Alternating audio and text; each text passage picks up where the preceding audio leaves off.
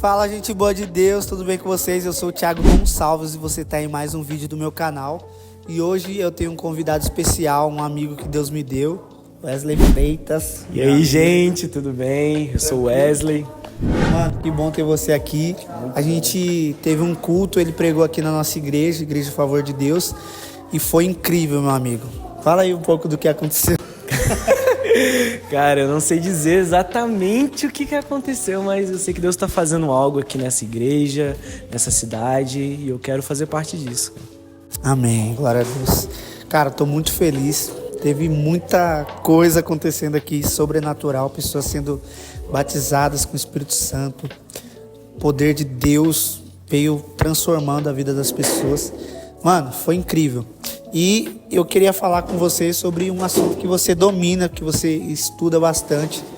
Eu acompanho seus posts e eu vejo muito daquilo que você tem produzido, que é falar sobre mística cristã.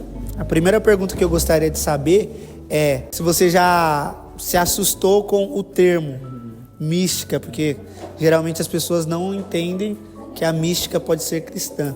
E qual que é a diferença de mística para misticismo? Cara, então, essa palavra eu encontrei ela a primeira vez através de um livro de sociologia, onde o professor ele fala que o cristianismo é místico. E eu lembro que eu me assustei com aquele termo, né? Até porque esse termo hoje em dia na igreja é usado muito pejorativamente, né? As pessoas usam esse termo para falar sempre sobre algo negativo, falar sempre sobre algo que é um exagero, falar que os pentecostais eles são místicos. Então isso é como se fosse um termo pejorativo, é tipo falar que eles são exagerados, muito emocionados, muito sei lá, tipo, a vida deles é em outro lugar, sabe? Eles não conseguem viver aqui na Terra. E quando eu vi essa palavra, eu tomei um susto, né? Porque a única vez que eu ouvi esse termo sendo usado, mística, foi através de outras religiões. E, de fato, esse nome, esse termo, ele foi apropriado de outras religiões. Só que o termo mística, ele significa fechar os olhos para gerar um mistério interno. Uau. Né? Então, quando a gente vê esse termo, também fala sobre os mistérios de Deus. Né? Então, quando a gente vê que esse termo é usado em muitas outras religiões, a gente se assusta e fala, cara, a gente não pode usar isso no nosso vocabulário cristão. Sendo que não. Toda religião tem o seu lado natural e o seu lado sobrenatural. O seu lado teológico e o seu lado místico. E o lado místico da religião também está dentro do cristianismo. Né? Então, essa questão de viver experiências com Jesus, de conhecer os mistérios de Deus, de conhecer quem Deus é de fato, isso é a mística cristã. Então, se fosse para definir a mística cristã, em algumas palavras, eu diria que é a área da teologia ou até mesmo do cristianismo, onde nós exploramos o conhecimento de Deus, onde nós exploramos os mistérios escondidos de Deus. Uau, incrível. E você falando sobre isso, eu me lembrei de um texto em 1 Coríntios capítulo 2, que fala justamente sobre os mistérios de Deus, porque nós temos a mente de Cristo. É como se Cristo fosse o mistério de Deus que foi escondido por séculos e aí ele nos revelou por meio do seu Espírito. E isso é profundo demais. E aí a palavra diz até que o Espírito discerne as coisas, penetra nas coisas de Deus e ele entende das coisas de Deus. Nós temos esse Espírito que nos revela os mistérios ocultos do Senhor. Muito louco. E eu gostaria de perguntar também, quais foram as experiências que você teve através do seu relacionamento diário com Deus? O que é a mística cristã na prática e o que ela gera na vida do cristão? Então, quando a gente vai falar a respeito de mística cristã, algumas pessoas que já entendem do assunto a confundem com uma coisa. Pensar que é uma área da teologia ou até mesmo do cristianismo que fala só sobre experiências. E a mística cristã, ela tem a ver com experiências, mas a mística tem a ver com uma vida experimental e não só com uma experiência. Uau. entendeu? Então, quando eu tenho uma experiência mística, né, quando eu encontro os mistérios de Deus, quando eu tenho um encontro com a revelação de quem Deus é, isso é gerado uma jornada, né? E através dessa jornada eu vou vivendo consecutivas experiências, vou vivendo momentos de oração intenso, momentos de profunda devoção mesmo, e nisso é gerado uma caminhada mística, né? E quando eu me converti num contexto onde eu já tinha vivido experiências quando eu era criança, né? Então, eu me converti logo depois de um tempo, e eu lembro que eu tive algumas experiências no meu quarto com Jesus que eu não sabia explicar. Uau. As pessoas falavam, cara, como é que foi aquilo lá que você viveu? Eu falei, cara, não sei, eu acho que eu tô viajando, eu acho que eu tô ficando louco. Foi pra outro mundo. Fui pra outro mundo, eu vi anjo, eu vi sei lá o quê, e isso me deixou confuso.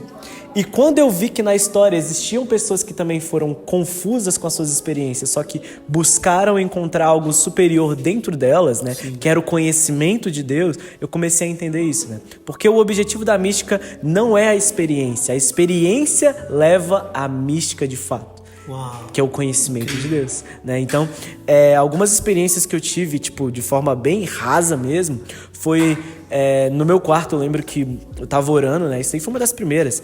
E eu tava em oração, assim, pedindo a Jesus pra ele me revelar um pouco dele. E eu lembro que eu fui derrubado no chão e eu vi os pés de Jesus passando. E era como se aquilo ali, tipo, me levasse a seguir ele de alguma forma, né? Então eu vi aquilo e na hora eu não entendi muito bem, mas Jesus estava me falando que eu estou andando e eu quero que você me siga, eu quero que você veja os meus pés, por mais que ainda você não veja o meu rosto, mas você continue vendo meus pés onde você vai. Então, tipo assim, é uma experiência que não termina na experiência em si, mas ela leva a gente a encontrar esse lugar de conhecer a Deus até o fim da nossa vida. Isso é incrível, meu amigo. E eu oro para que nossa geração tenha esse tipo de experiência, porque realmente muda a nossa vida. A gente entende que, de fato, esse Jesus que nós lemos nas Escrituras é real e é uma pessoa que quer se relacionar conosco. Eu me lembro das palavras do apóstolo João falando em João 17:3, né? Que a vida eterna é conhecer a Deus. E é incrível, cara, porque esse conhecimento na Bíblia, todas as vezes que a palavra conhecimento aparece, eu fiz um estudo sobre isso. Esse conhecimento não é algo intelectual apenas. Também é. Então, geralmente a gente interpreta aquele texto de Pedro que é para crescer na graça e no conhecimento como, por exemplo, eu cresço na graça, ou seja, eu desfruto da experiência e cresço no conhecimento como se fosse uma maneira de estudar Deus, colocar Deus numa sala e desnudar quem é Deus e teologar e falar sobre quem Ele é, como Ele faz aquilo que faz. Mas na verdade, cara, conhecimento fala sempre sobre experiência. Fala sempre sobre intimidade.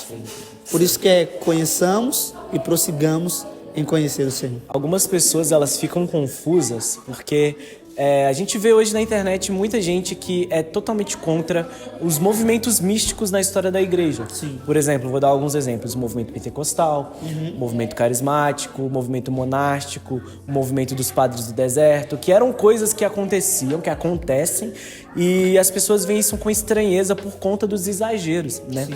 E muita gente chegava a me perguntar, cara, como é que eu posso discernir se a minha experiência é verdadeira ou não? O que você acha? Mano, eu acredito que você precisa submeter a sua experiência às Sagradas Escrituras.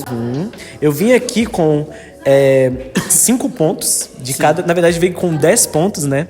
De como saber se a minha experiência é de Deus ou não, uma experiência mística.